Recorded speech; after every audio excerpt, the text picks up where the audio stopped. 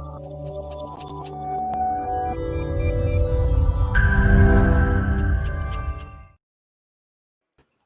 morning. Good afternoon. Good evening. Welcome to the Pivotal Podspective. This is the show where we get extraordinaires in their field from pretty well everywhere right now that have got tips and tricks, pivotal ways for you to adopt, adapt, pivot, and improve. So I'm your host, Elliot Brown, and of course, my co-host, Adrian Darbansu. And our business performance extraordinaire, Ron Foglia.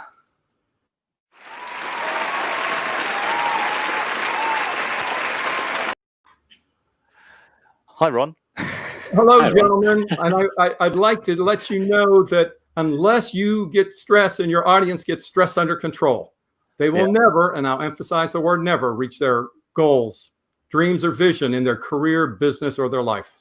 Wow, that's a great opening, Ron. We haven't had anybody that's been that prepared before, to be fair. In fact, tell a lie, we probably have, but not quite as well and succinctly put as that. I love it. I love it. Yeah, I don't think we had it that way. So very true as well. So you're in Texas, right? Or just above Texas? You're out on the edge of the top part of Texas. Is that right? Dallas, Texas. Yeah. Dallas is north central. Yeah. And I have coined the phrase for this evening's business performance extraordinaire. But you, before we started recording, came up with a much better phrase for what you do. So tell us what that is, and then tell us about what you do, Ron. Well, the official title I've branded myself with is a high performance stress coach. Okay, cool. And it actually can be reversed from a practical standpoint, because unless you get rid of stress, you forget about your performance.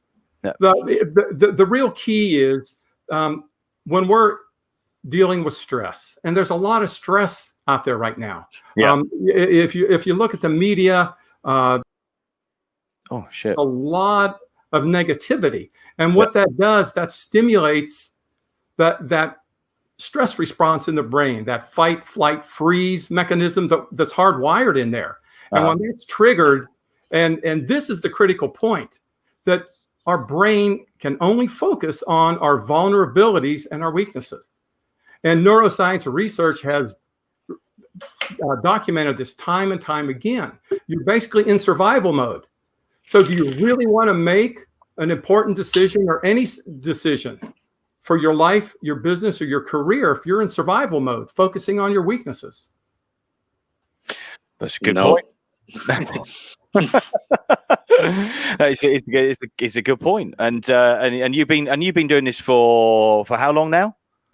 The coaching for about 8 years. Coaching and consulting as a combination, probably about 15 years. In fact, it was during that last Great Recession, 06, 07, when I was working with small business owners, and I immediately found a pattern that was unfolding. The more stress they were dealing with, the bigger problems they had. Yeah, sure. So I began to shift to reduce the stress first. And when we did that, and when the owners and management and employees had the buy-in, it was easy to fix the businesses. Okay, so what was the main thing that you worked on? Let's go back to that point then, because we've got similar times. I mean, it's a pandemic as opposed to a market crash, although at the moment we have a market crash going on at the same time. But what was it that you sort of you dealt with then to help people at that stage? It was essentially techniques that focused around breathing, relaxation, understanding, putting things in perspective. If you're in this constant state of stress, and here's the secret that many people may not know: our body's resilient. So if we keep getting pounded with stress, we don't realize we're stressed, because our body adapts really, really well. But if your sleep's irregular, if you're crabby, and chronic stress has many physical health related ramifications. Oh, of course. But what I was doing back then, I was helping them relax. I used different breathing techniques. Some of them looked at me kind of sideways and honestly didn't want to participate. Yeah, of course. There's a lot of that resistance. I mean, Adrian and I have talked about this time and time again. We've had people on. There's definitely been a huge amount of resistance to things like this. People automatically want to resist to trying these things. In fact, if it wasn't for doing all the shows that we've done, I wouldn't be trying the things I'm doing at the moment. I think, Adrian, you'd agree, wouldn't you? There's a lot of things that we've sort of gone, do you know what? It's worth giving it a go. And these things, work. You've got what have you got to lose by trying some breathing? To breathe differently, to learn to do something, to try and calm those nerves, that anxiety or whatever. I absolutely get that. And that's a great way to start, isn't it? It really is. Because the benefits apply to all areas of your life, not just your business.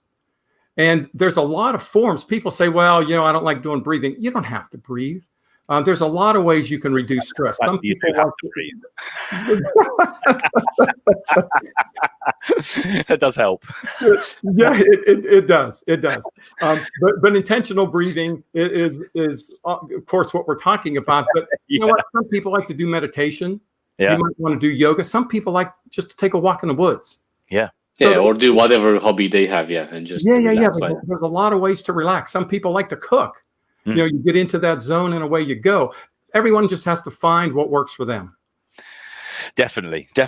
But so that's a great place to start. And we have spoken about this on other shows, so I don't want to sort of keep on that subject for sure. But the business performance side, obviously you're going to start with that. That's a great place to start. Obviously there's the neurosciences. We talk about this a lot, and it's been brought up quite a few times. I know this is a big thing that you sort of work with as well. So what is it that you find that you do differently to, let's say, other coaches? Okay, because we've had a few coaches on. I've already, before we spoke, before we started recording, we could tell that you are very comfortable with what you do. You're very confident in what you do, and you're well versed. But not only that, you've got a lot of experience as well, and you work with people for a long time. So you clearly have an ability to coach people. And when we talk about consulting and the difference between the two. I'm going to ask you, what do you find the difference? I asked you before we started recording because I'm always interested in that answer. What is the difference? Because a lot of people ask that. What's the difference between a consultant and a coach? When I go in as a consultant, they want to fix the problems. Where are they bleeding cash? So I go in, help with the marketing, the sales, the production operations, that sort of thing. So you're fixing specific business problems. When you're going in as a coach, you're going in to fix the people, the person that hired you, possibly upper management, possibly the employees. Yeah. So the difference is the coaching focuses more around a mindset. Okay. It's a belief in yourself. It's a confidence in yourself, in your leadership abilities, in your ability to solve problems. Yeah. And then we get back to the stress, because it's difficult to do that and make those decisions you need to make if you're under a lot of stress.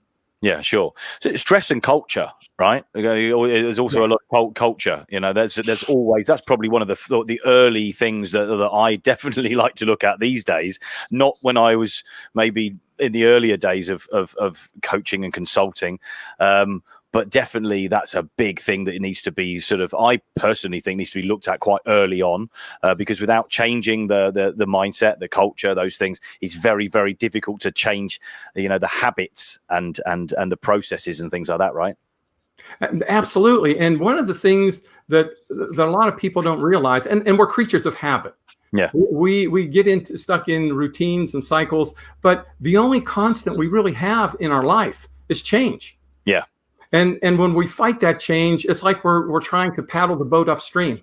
And sooner or later, we're going to run out of strength, and that river's going to wash us away.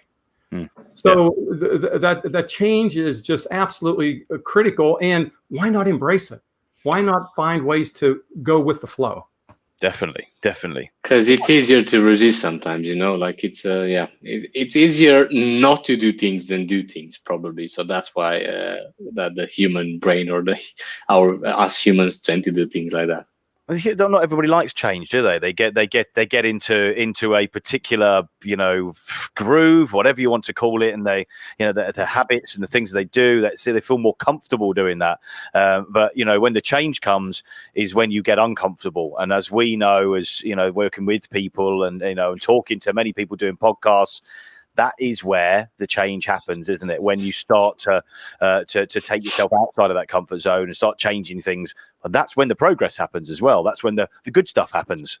That's the only place the good stuff can happen, because if you're in a habit, a habit is kind of a rut, and if that rut gets deep enough, you're 6 feet under.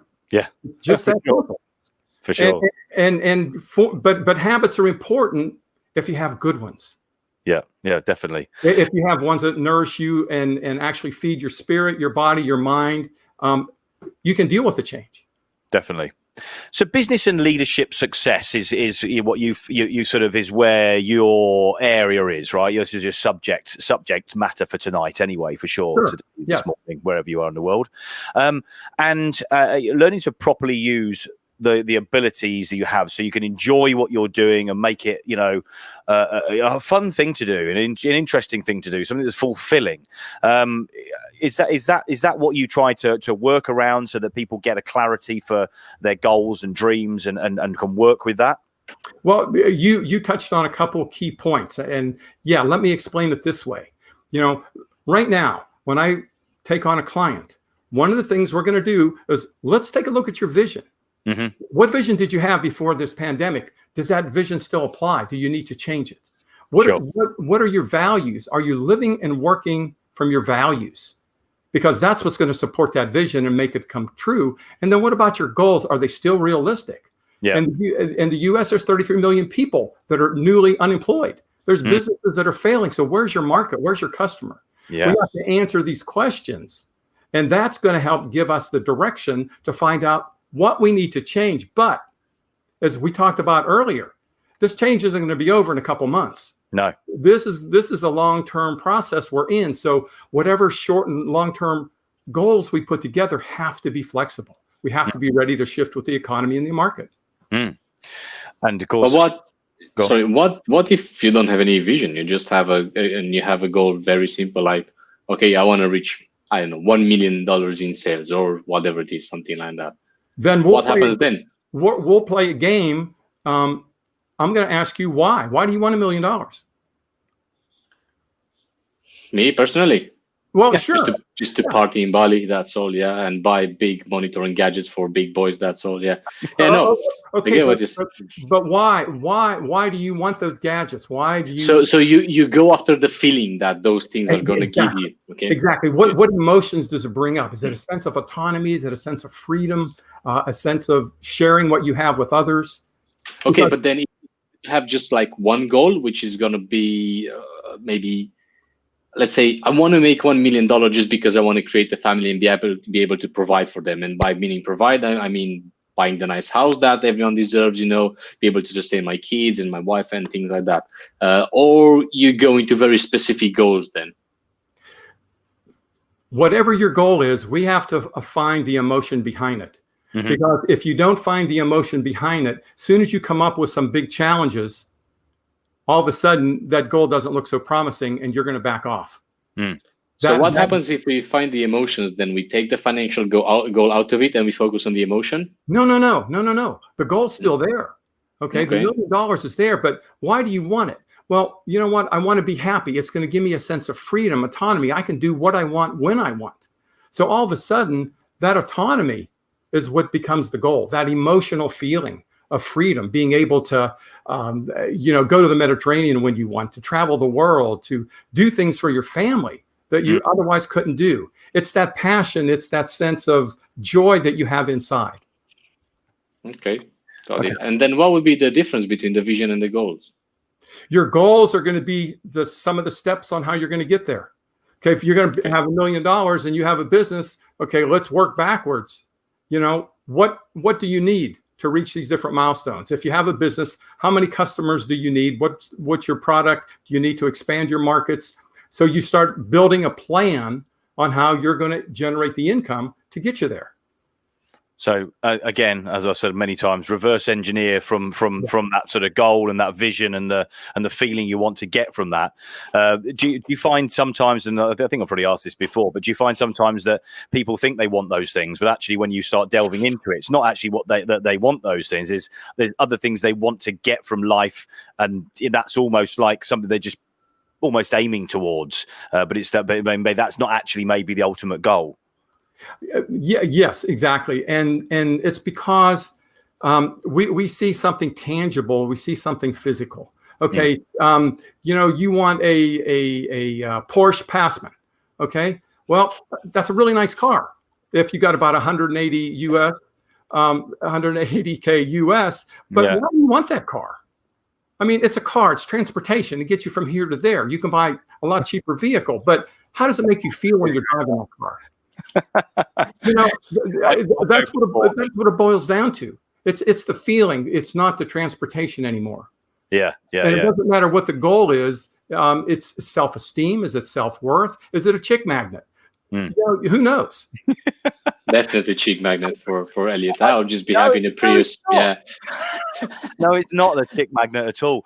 They have been in the past, admittedly, but these days it's practical. The vehicle's practical. But back in the days when not so many years ago, when the Porsches went and bits and pieces, and the other cars were there, and it doesn't matter what cars I've had. But so is the HR Duster. No, you know what? I enjoy driving. I love driving. I actually enjoy driving. You enjoy the feeling that it gives you. It's just a sportiness car. Yeah, it feels premium. And probably all these things make you feel like you have achieved something. You've done something. Especially a convertible. I had a convertible at one time, and driving and looking up and just being part of nature, the sky, the air. I love it. I mean, I've had a few, got a couple of BMW convertibles and an Audi as well, and I love having them. I mean, in fact, I would only have the roof up if it was snowing or raining, because I love that feeling. It's just such a lovely thing to do. Yeah, it's a freedom feeling, basically. Yeah, I had convertibles as well. They were crappy. They were leaking all the time. So that was my. But I love them. It is. We're getting off subjects a little bit, but listen, but we're not, because those genuinely, as a lot of entrepreneurs or business people or people that regular people, I think everyone has goals like this. Wants to have a nice car. I mean, it's one of those easier things that you can get. Looking at a multi-million-pound house or things that's a lot more difficult to get than it is to get a decent car these days. And it's not that easy to show it off sometimes. Not that many people are going to see you in your house every day driving with your house around you. In a car it's different. Oh, but if I can, I'd like to challenge a comment that you just made. Oh, go on. And you said that it's a little more difficult to get a multi-million-pound house. But is it really? Well, I love the fact you've challenged that, because in fact, if you've got the right mindset and the right strategy and the right planning and the right goals, then no, it's not. Of course, everything is possible, isn't it? But in fact, that's the framework that I teach. It's infinite possibilities. But the infinite possibilities, it boils down to one simple thing, and that's you got to realize. And quantum physics has prove this unequivocally. Everything is energy. We direct that energy through our thoughts, our words, and our actions. So if that's true, we can create a button just as easy as we can create a multi-million-dollar home. It's energy. Where do we have that? And do we have the mindset? Do we have the focus? And the secret to that, and you can go to all the gurus that I don't care what discipline they're in, they're going to tell you, you have to emotionally put yourself in the place that you already have achieved it. So very, very true. And I think probably if your goal is to buy a car, then it's going to be easier for you to buy a car than a house, because a house is not your primary goal. If your primary goal is to buy that house or multi-million-dollar house, it's going to be easier to do that just because that's your primary goal. And let me tell you a good way to get that car. And we're talking real practical here. And we're talking about visualization, meditation, whatever you want to call it. But vision boards, stuff like that. We shape our future. Well, a lot of people don't like to hear that. They go, no, I didn't shape getting cancer. I didn't shape being in an accident or being. Yeah, you did.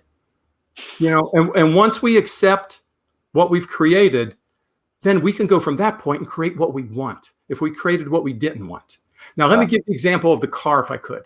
Yeah, please. If you want a really nice car, all right, so close your eyes and see quick. First, before we do that, go down to the dealer. get a brochure, sit in the car, have someone take a picture of you. I was going to say that, yeah. And then when you visualize, you see yourself driving down the street with the window down. And as a part of that visualization, you feel the breeze blowing on your face. And all of a sudden you see a buddy and you turn and wave, and they wave back and yell, "Hey, nice car." And then the person next to you says, "Hey, where do you want to go to lunch?" And you answer. And you pull up to a four-way stop, and all of a sudden you hear an emergency vehicle going on the cross street. What happens? You immerse yourself in the vision to such a point that you have that car at that moment. I was sat in a convertible when you did that then, to be fair. Yeah, exactly. And the point is, the more you impress that upon your subconscious, the more doors will begin to open. I'm a firm believer in that. In fact, I have done things like that, and recently went for a drive, and I even told Adrian about this. Went for a drive recently, and there happened to be an Audi R8 and a Porsche Panamera Turbo S sat there virtually next to one another, and it's sort of I got out of the car and I was with the young lady that I was with, and I sort of walked around them, and I'm like, it's a shame they're not open because I wanted to do that, right? So, and I said, do you know what? Just touch them, make them so you can actually feel the vehicles, and when you start doing things like that, and it might sound a little bit weird, but we both did that. You do start feeling that they're real because you're not just seeing it. And I think going to that dealership and sitting in those things and experience it. If you want a big house or you want something, go around, look at houses, go and have a look at houses, go and view a few houses, get that feeling that you could actually be in there. And I absolutely believe that if you believe it, and I think you believe it, you can achieve it. But I actually think if you can feel it, you start to believe it, so you achieve it. Truer words were never spoken. You said that just as good as I could possibly have said it. Because where your attention goes, your energy flows. Yeah. I've been visualizing my dream home, and I know how many bedrooms there are. And I walk into the house, the entry. I know what the layout. I know where the pool is, the waterfall in the pool. Yeah, I can see the whole thing. And what I do is I start hosting Christmas festivities, fundraising activities. My wife and I having a candlelight dinner sitting out by the pool. You love it. It becomes real. Yeah, it becomes real, and the excitement's in the journey, because when you get it, it's like, oh yeah, I've been here, and then you're on to the next thing. Yeah, but I suppose you have to do. We live on the. Sorry, Ron. Go ahead. I was going to say, we live in a plane of manifestation. We're always creating. Go on, you go first, Ron. We live in a plane of manifestation. We're always creating literally with every thought. Yeah. Thank God there's a delay there, so we don't create every thought instantaneously. But as we put that passion, emotion, and feeling into it, as you were saying earlier, that's when the universe opens up and opens doors to help get us there a lot quicker. Yeah. So we're always creating. So let's create intentionally, not haphazardly. Definitely. And you have that. So that's why I think you have to do that constantly. It's not like you can think once a month about that and just hope that things are going to happen. Yeah. But Adrian, research shows, especially quantum physics, 15 minutes a day. If you get into it with the passion and the feeling, 15 minutes a day is literally all you need. Really? So that's why I've been to a few, let's say a few seminars, things like that, masterminds, where loads of people over there, they have vision boards, and some of them, what they did, they actually just put the vision board above the bed. So when they wake up first thing in the morning, that's the first thing that they see. And they just close their eyes and they visualize that vision board, and how things are going to happen and what they're going to do with that. Yeah. That's all right. That's enough usually. Like I said, 10 minutes per day, especially if you have that in front of you. You can use vision boards, but anything can trigger it. Some people do vision boards. Some people will write themselves a check, for $1 million. There's a story. There's some stories about people in Hollywood that's done that, and 5 years later they got that check for $5 million. In fact, I've met a couple of people that have actually written checks and cashed them in the time they said they're going to do it. I've literally physically met them, and I'm thinking that's a pretty impressive thing to do. I've never had the balls to do it because it's a fear of not getting to that point where you can actually cash it, and that's ridiculous because that's the thing that's stopping you from doing that, isn't it? Exactly. You got to have it's like you order furniture, and the store says we're going to deliver it Friday. There's no doubt it's coming Friday. Yeah. It's no difference with what you want. There can be no doubt because it's that doubt that's going to slow it down. It's that resistance. Yeah. It's exactly like I think Arnold Schwarzenegger said that in his very famous speech from, I think it was either this year or last year, where he said he never had the plan B because plan B means you already planned for failure. Just stick to plan A and that's it. Exactly. This is inspiring so far. I love this. This is great. So I listen. This is the sort of stuff that really does help people because I'm picking up bits and pieces that we all hear certain things, but these are very, very simple practices to help people. I mean, very, very simple practices. Every single person that watches or listens to this can go and do these things. They can go and see a car. I'm not being funny. If the car lot's closed, you can do exactly what we did. You can touch the car, touch it. You're not doing any damage. If they're on a camera, just stand there, respectfully touch the vehicle.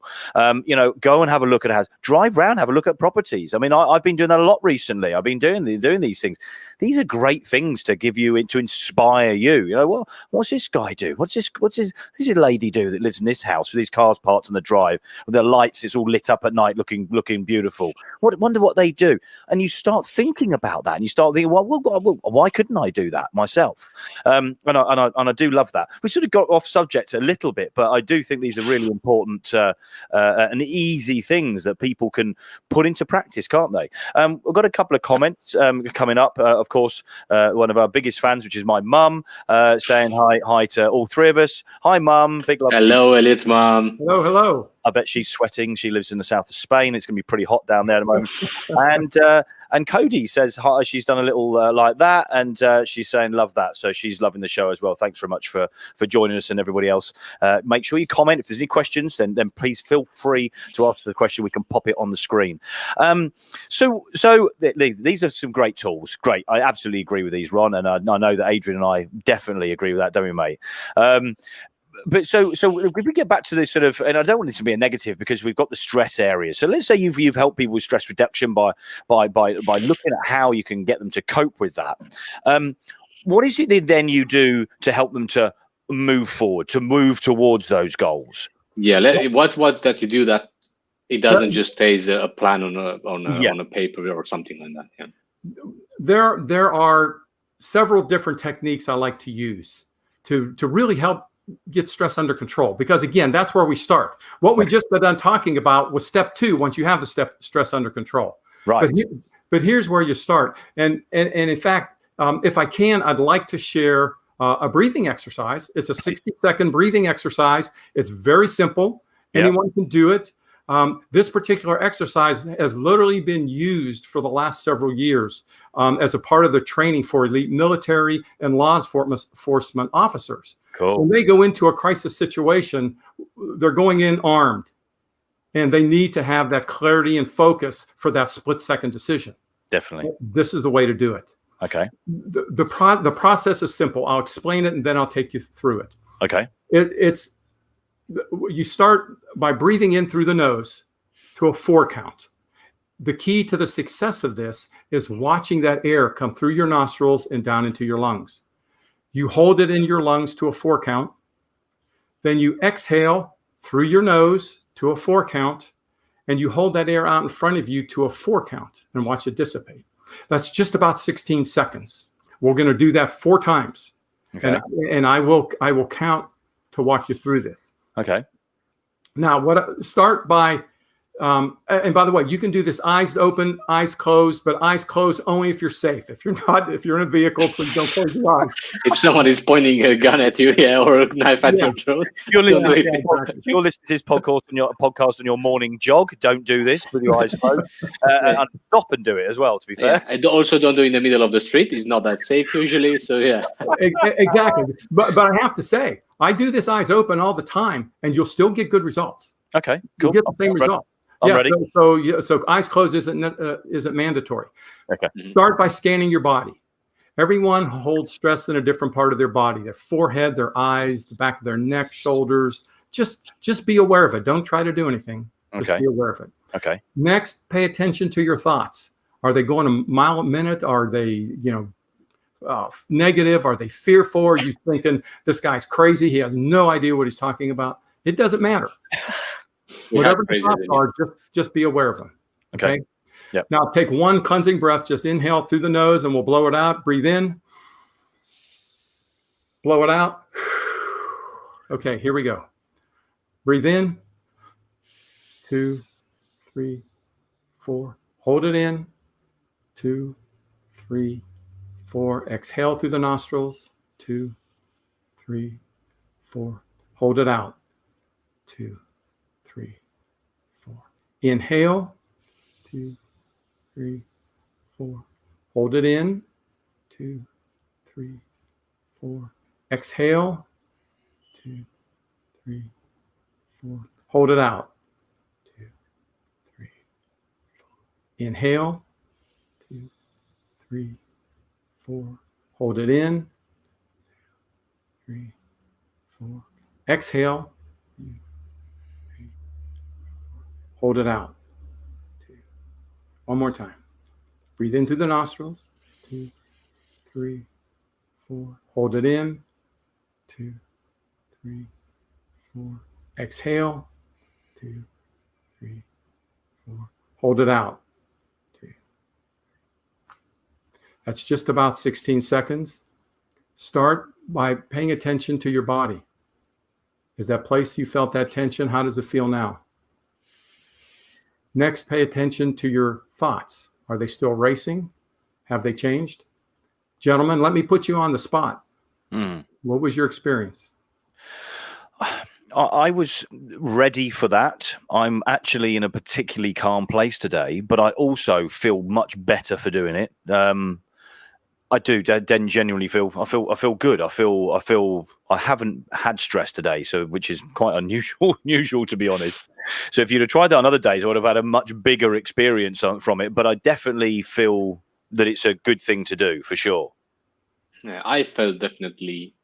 Well, my mind was a bit empty because I was just focusing on actually counting and on the breathing. Of course. And then I just, every time when I was exhaling, that was the part when I was just feeling more relaxation every time, right?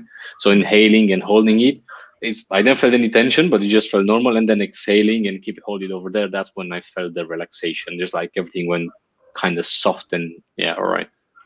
What I quite like though is your description of almost visualizing the air sort of going up through the airways, so that you're sort of actually picturing that sort of going in and coming in and sort of going out as well.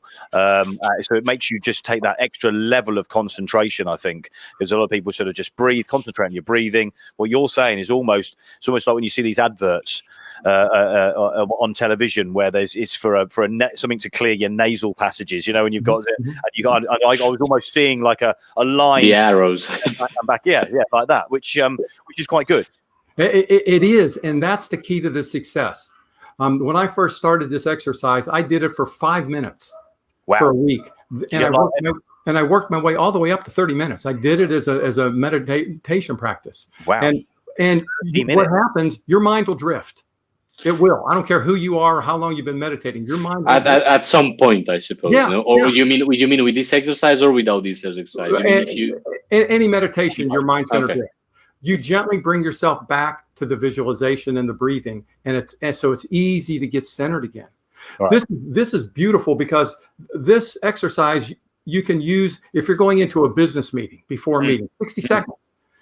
If you have a confrontation, if you got an issue with a family member, 60 seconds, then engage in the conversation. I beg people to teach it to their children. Make it a game. Kids like to do this stuff, and they're very open and receptive. Imagine what the world would be like if we had a whole generation of kids that knew how to control their stress and keep it under control. Sure. I mean, listen, I've talked about this before, for sure.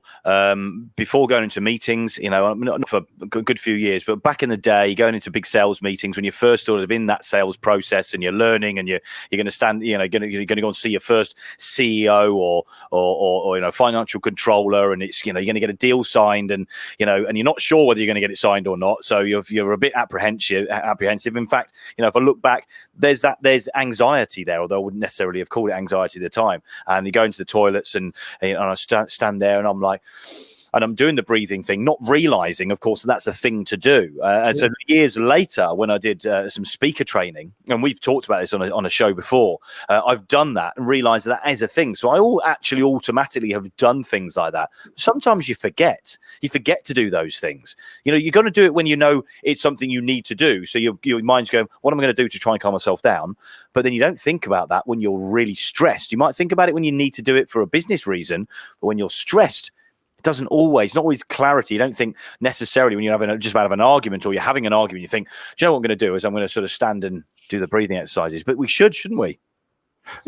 One of the things I recommend to my clients, and to your point, is to use this breathing exercise in your morning routine.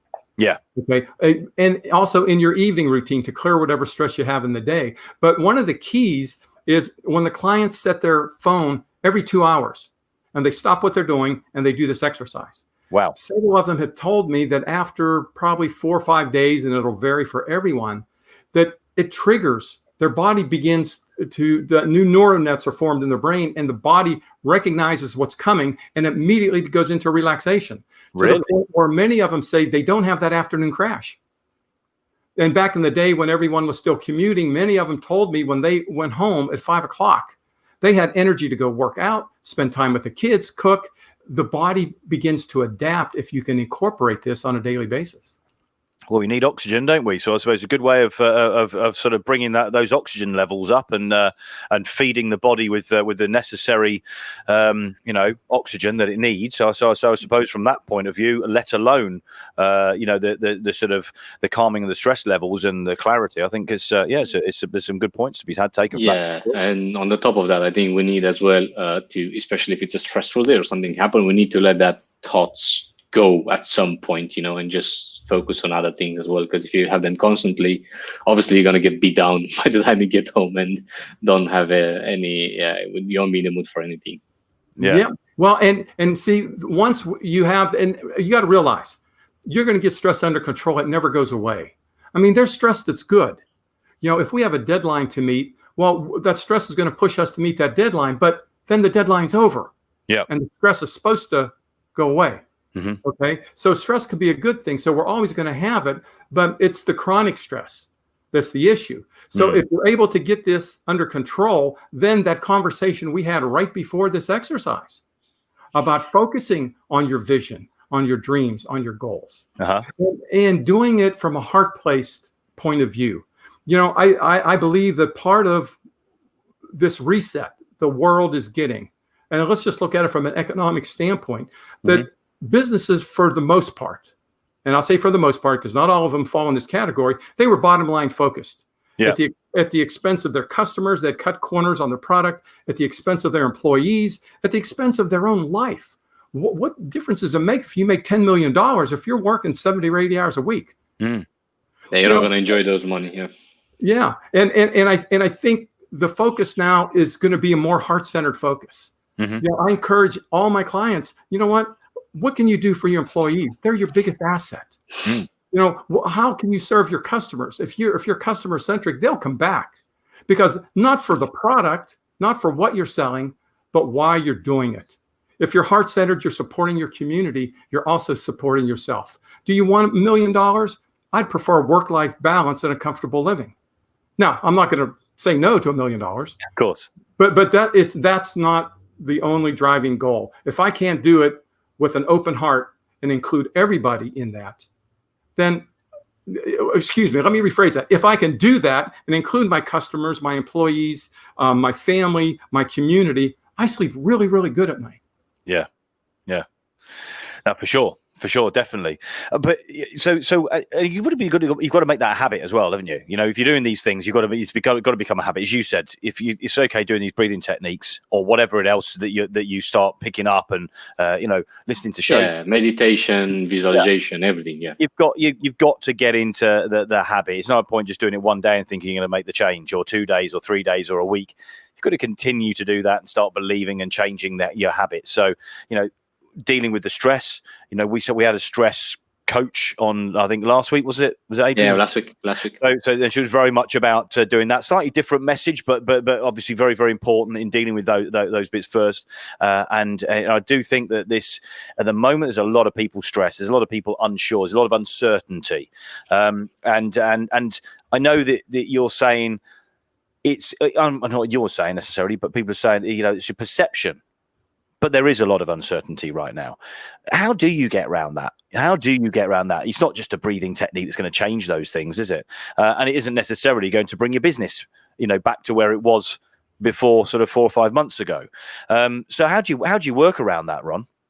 Well, you touched on a very critical point, and it has to become not just a habit. It has to become just a normal part of who you are. Right. There was way back when they said, 21 days and you form a habit. That's not true. Quantum physics, neuroscience research shows the brain needs at least 66 days. Right. And possibly as many as 120. Wow. That's 66 continuous days. Yes. Wow. Yes. 66 continuous days, because you have basically what you're doing is you're physically forming a new neural net pattern in the brain. Okay. You never get rid of the old habits. You overlay it with something that's more positive and more powerful. So that will do that if you continue with that program. In fact, typically the first 90 days that I work with someone, that's all we're doing is working on habits, mindset, your morning routine, your daily routine. What do you do when a crisis is triggered? Yeah. That's the key. Then it becomes a part of you and you don't think about it anymore. It's just like going to the gym. If you go to the gym 3 days a week and you run a mile every time you go, you don't think about it. You're just going to do it. Yeah. And when your body gets on that automatic pilot, those are habits that are going to support you. So 4 months of doing the same things every day within 6 months of your life, and let's face it, sometimes we battle with things in business and life as well. So, yeah, for longer than 6 months. In fact, 6 months we've had a lot go on this year in the last 8 months, so if you think about it like that, and this is quite a good year to be talking about things like this, because a lot has happened, and a lot of people have, as you said, taken advantage of those months where a lot of people have been panicking and stressing or sitting back and not doing anything about stuff, either way. But I think in that time, the habits could have been changed. In fact, there's going to be people coming out of this, as you said, or coming through this pandemic or during this pandemic, which we're in, and are going to be taking advantage, will have got themselves into the right mindset, and in fact have probably been calmer because of being able to work from home, because of not having to commute, because of their changes they've had to install into their business. And so there's going to be a lot of people that will have automatically actually changed their habits in that time and probably not realized it and become better people for it. You're absolutely right, because a lot of people see this as a really negative time. If you watch the news or you're on social media, you get that. If you turn that stuff off, and I tell people, do yourself a favor, no more than 15 minutes a day. Watch the news for 15 minutes. You'll know everything you need to know. Yeah. Otherwise, you're constantly stimulating that stress response. And that's going to prevent you from forming these habits. Sure. So form these habits, and you'll come out so far on top that it's incredible. It's simple daily things, but a lot of people want something hard. They think it has to be complex. And that's really not the way it is. That's what we were led to believe. But not just that. I think sometimes if you had a habit that you've done it for years, like 10, 15 years, 20 years, like maybe again watching TV, always talking about the young generation, or even me and maybe Elliot as well. Sometimes you just wake up and first thing that you do is you take your phone, look at things that you're expecting and all that.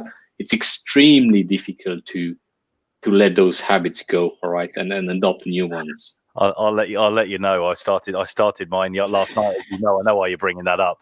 I basically last night turned my phone onto flight mode for the first time ever during the night.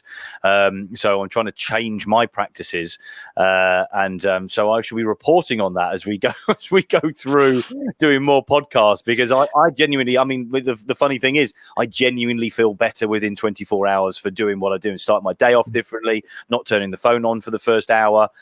Not looking at social media, not doing those bits and pieces. In fact, just changing the habits I've been doing for quite a long time. And in a day, I genuinely feel different. So God only knows what I'm going to feel like in a month. Well, you know what, Elliot, let me challenge you to add this 60-second breathing technique to what you're doing, because what you're doing is a great way to start. And when you're done with that process, before you get up, write down your intentions for the day. Yes. Because what you're doing, you're pre-paving your day. Yeah. And when you're in that calm state, your mind will take those suggestions, and it will help those intentions to come about. Yeah.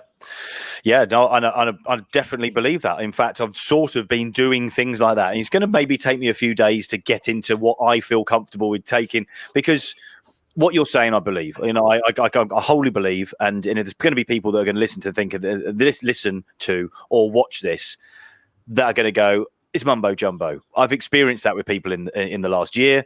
People that are going to go, no, it's that's not going to work for me. How do you know it's not going to work for you? Genuinely. Oh, well, especially, it's true. It's not going to work from the first time you do it, first day, first week, or something like that. But it's going to start working at some point if you keep doing it.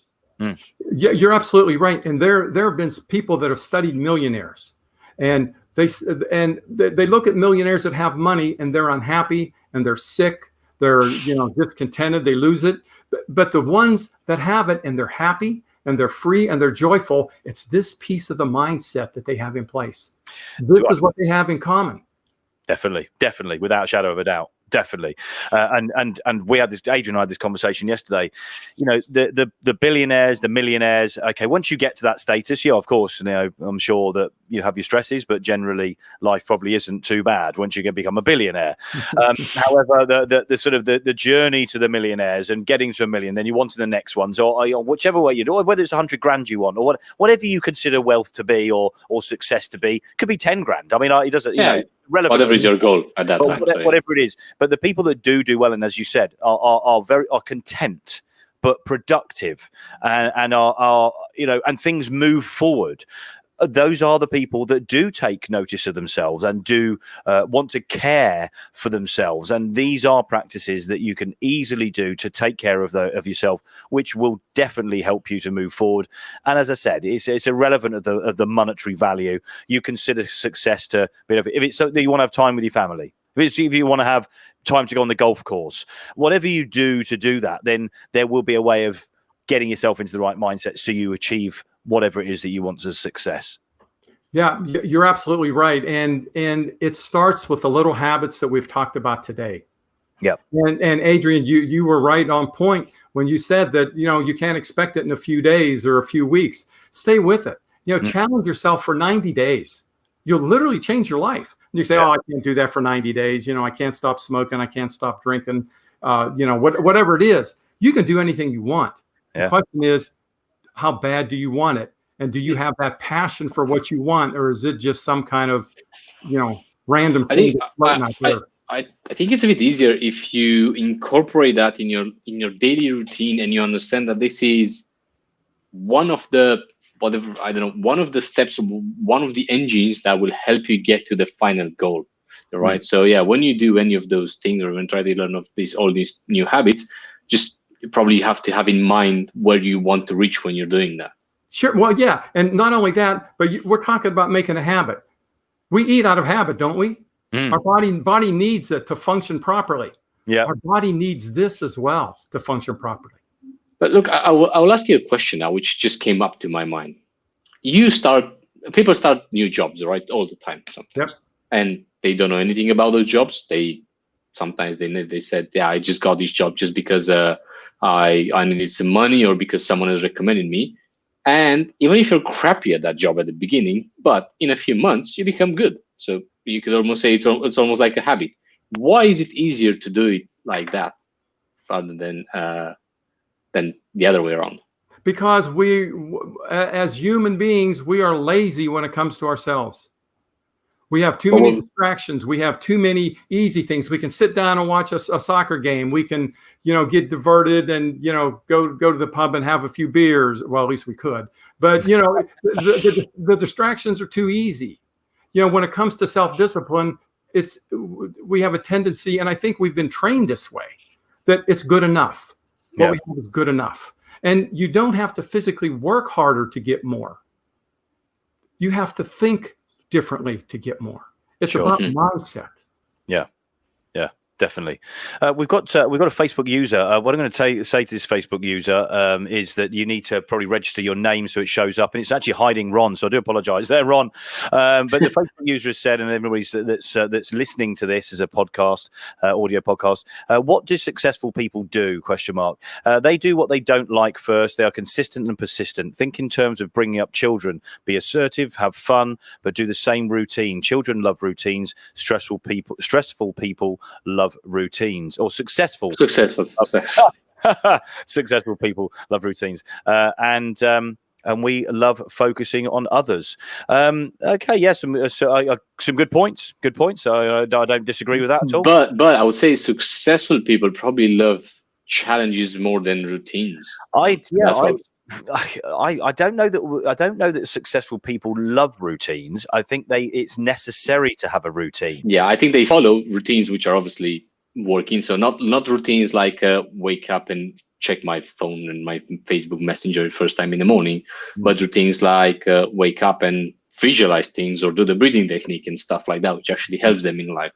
Yeah. Well, I think the routines though are important because they're the foundation. Once you have the foundation, your mind's clear to be creative, to be successful, to solve problems, and to serve others.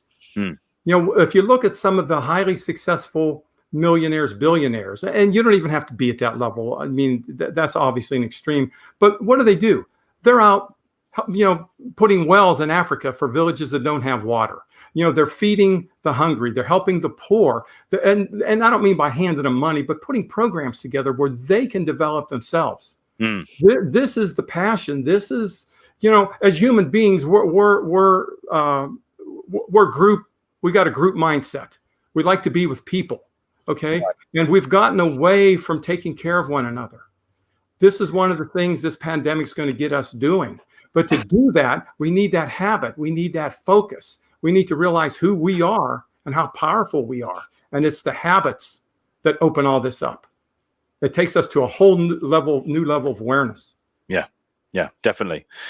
Without a doubt, I'm a firm believer in everything that you're saying and looking at the things slightly differently. And I think there's a lot to be said for it at the moment. I think there's a lot of people that are evaluating themselves, looking at themselves, trying to maybe better themselves at the moment. I think there's a big shift. There's a big shift actually in micro businesses. People that are coming out of that stressful, realizing that they were stressed in a particular role, a particular job. And they wanted to set up their own business. So this is really key information, really key points that can help those people. Because I'm not being funny. Sometimes you think it's stressful in a corporate role, but it doesn't get any less stressful being an entrepreneur sometimes. Oh yeah, more stressful. In fact, it's more stressful. You're likely to work longer hours for less money, but you may have some sort of freedom at some stage. But it is very, very, very important that you do take some of these ideas, some of these tips, some of these processes, some of these habits, and start putting those in place. Because if you want to take advantage of this time in our lives, and this unprecedented times everybody keeps talking about, I think it's really important to get yourself in the right mindset for sure, because it's not going to be easy. It's not necessarily going to be any easier than being paid in the job that you're in. Being furloughed for a few months and then going, do you know what? I realised I was getting stressed. I'm going to set my own business up. You're in for a rocky ride, unless you're very, very lucky and you've got onto the bandwagon of selling masks at the right time. You're going to be into a rocky ride, and they will be in a rocky ride at some stage as well, because there's lots of people doing it. It's not an easy world, is it? Being an entrepreneur, being a business owner, but we can make it easier by doing these things, Ron. Yeah, we really can, Elliot. And one of the things that I highly suggest, especially if you're starting out, or even if it doesn't matter where you are in your business, your career, or your life, but right where you are today, find a way to create work-life balance right now. Don't say I'm going to have work-life balance once I make this much money or this happens. Create your work-life balance now. Yeah. Okay. I'm trying. I didn't say it was easy, but it's a goal we need to work towards. How's your work life? So if you like one weekend a month in the country, go in the country 1 weekend a month. Take what nurtures you.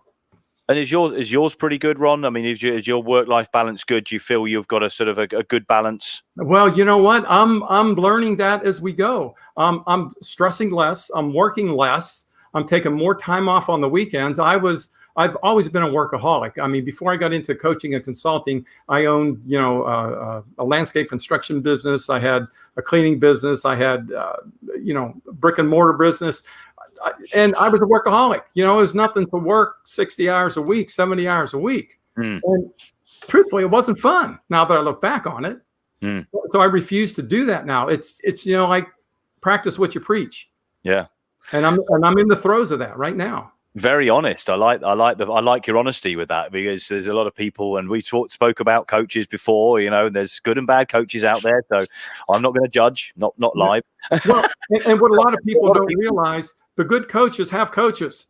Yeah, absolutely. That's something Elliot was keep mentioning loads of times in the last few weeks. Yeah, because we're always growing, we're always evolving. There's always more we could learn. We can always be better. That doesn't mean you shouldn't be happy with where you are, but don't think you've reached the ceiling, because we really don't have a ceiling till we're put in a box under the ground. Learning from others is wise, absolutely, for sure. We've got I think May could be the same Facebook user. Who knows? The same. It is the same.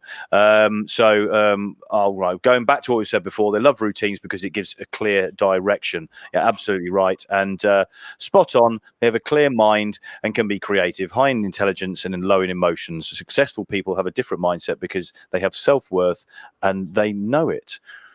It's quite profound, isn't it? Quite profound. Well, exactly. It's about that inner peace, that inner confidence, not from a point of an ego.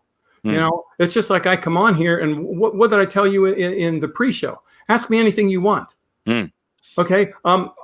It's and I didn't mean that from a point of showing off, but when you're quiet and you're still and you're peaceful, the answers will come. That's how you solve problems, in the stillness and the quiet of your mind. Not when you're going a mile a minute and you're stressed to the hilt. Yeah. That's how you get to burnout, I suppose. When your mind goes to a mile a minute. Yes, I get what you're saying. Yeah, for sure. But Ron, sorry, Elliot, go. No, Karen. I would be very curious. What is your morning routine and your before bed routine? Morning routine is pretty simple. I get up, I make myself, I squeeze half a lemon in some water. I drink that down.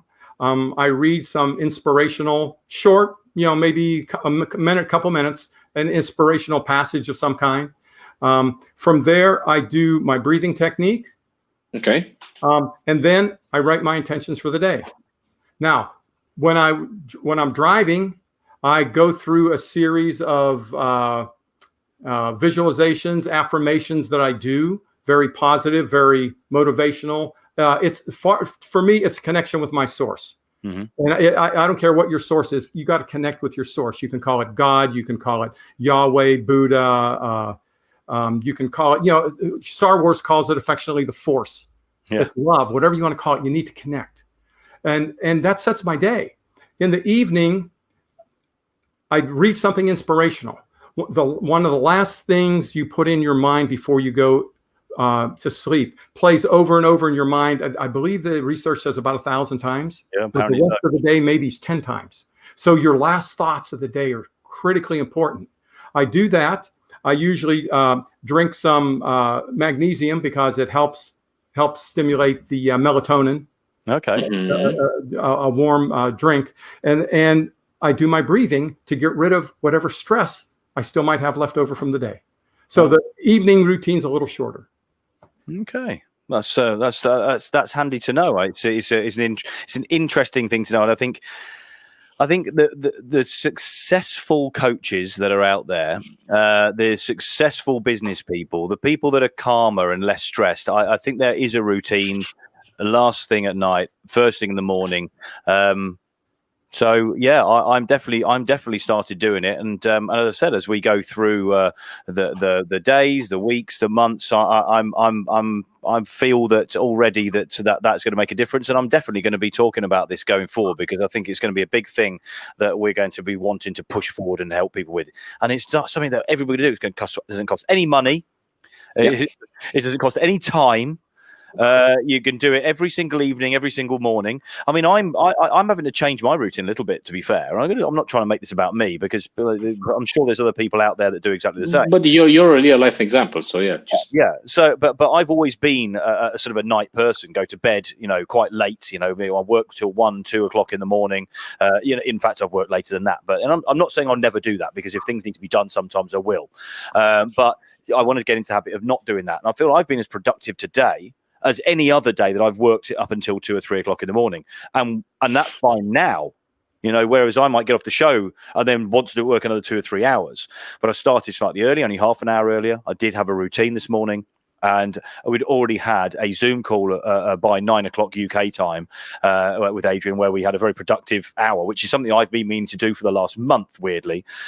So already started the day off well, but by 9 o'clock in the morning, I'd done way more than I usually. I felt achievement, and I think that's what I'm trying to get at. It wasn't so much I'd done loads of work. I personally felt like I'd achieved something, and so I started the day off right, and that's got to be the great way to start the day, isn't it, Ron? It absolutely is, and the feeling's hard to describe unless you've experienced it, because it's like you're floating on air, like you're invincible. But as you probably know, Elliot, you can't necessarily expect that every day. You're going to have highs and we're going to have lows. I know. But it's a matter of keeping at it till you have more highs than you do lows. Yeah. And yeah, you're actually a really good role model. And I hope, Adrian, you're following in his footsteps. He's going to. What I'm going to be learning, I will be imparting to everybody around me, because I'm skeptical. I'm not one that easily takes these things. It takes me a long time to start doing this stuff, but if it can work for me, then I literally swear to God it can pretty well work for anybody.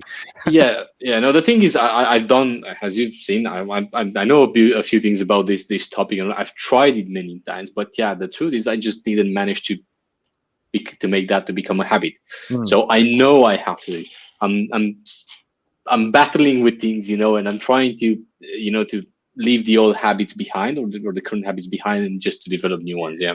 So, but if I could say, in that journey, Adrian, be gentle with yourself. Celebrate your achievements, even if you slip back a day or two. Celebrate what you have accomplished, because, as you said, it's not easy all the time to break an old habit. So, give yourself credit for what you do accomplish. That's really, really important. Yeah. I mean, and you do accomplish a lot. We're really hard on ourselves, Adrian, to be fair. Really hard on ourselves. Well, me and Elliot, we've discussed about that, I think, quite, today or yesterday. But our worst critic. Yeah. Well, listen, that's what drives us all, isn't it? That's what drives, So listen, I've really enjoyed our conversation. I could probably talk to you for a good another hour or so, Ron. I think it's been great. You've definitely brought up a few things that resonate with me, and it's going to resonate with a few people. There's going to be a few people that are thinking, it's not really for me. Well, do you know what? I would try it. The breathing exercise, I think, is a very, very simple thing you can do.